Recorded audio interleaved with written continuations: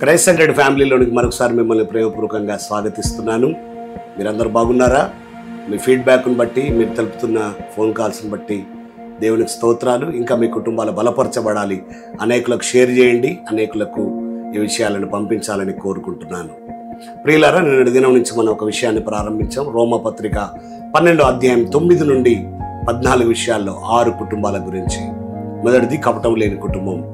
రెండవది రోమపత్రిక 12వ అధ్యాయం 10వ వచనంలో రాయబడింది, సహోదర ప్రేమ విషయంలో ఒకని యందు ఒకడు అనురాగం గలవాడై ఘనత విషయంలో ఒకని యందు ఒకడు గొప్పగా ఎంచుకొనుడి అనుంది.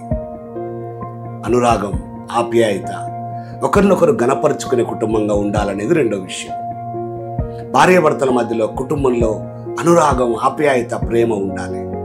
మనందరికి తెలిసిందే ప్రియులారా, కొరింథీ మొదటి పత్రిక 13వ అధ్యాయంలో ప్రేమలో ఉండే అనేకమైన గుణ లక్షణాలు రాయబడ్డాయి. అక్కడ భార్యాభర్తలు తప్పకుండా ఆ అధ్యాయాన్ని చదవాలి, కలిసి చదివి ఆ విధంగా మనం ప్రవర్తిస్తున్నామా లేదా ఒకరినొకరు పరీక్షించుకోవాలి.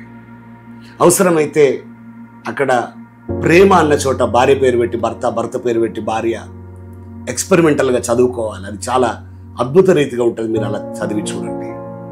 నేను అడుగుతున్నాను, మీ కుటుంబం అనురాగం కలిగిన కుటుంబమేనా? ఆప్యాయత కలిగిన కుటుంబమేనా? ఒకరినొకరు ఘనంగా ఎంచుకునే కుటుంబమేనా? భార్య భర్తను, భర్త భార్యను, పిల్లల్ని తల్లిదండ్రులు పిల్లల్ని ఒకరినొకరు ఘనతగా ఎంచుకుంటే ఆ కుటుంబంలో చాలా విలువలు ఉంటాయి. కించపరుచుకునే కుటుంబాలు అయిపోయాయి, తక్కువ చేసి మాట్లాడే కుటుంబాలు అయిపోయాయి, అవమానపరిచే నిందలేసే కుటుంబాలు అయిపోయాయి. అలా ఉండొద్దు. అనురాగం అంటే ఏంటో తెలుసా? ప్రేమకు మించింది. ఆ వ్యక్తి గురించి మాట్లాడుతున్నప్పుడు ఆ ప్రేమ కళ్ళల్లో, నోట్లో, మాటల్లో కనబడాలి. కాబట్టి అనురాగం, ఆప్యాయత, ఒకరినొకరు ఘనపరుచుకునే విధంగా మీ కుటుంబాలు ఉండాలని కోరుకుంటూ దేవుడు మేము దీవించును గాక. God bless you.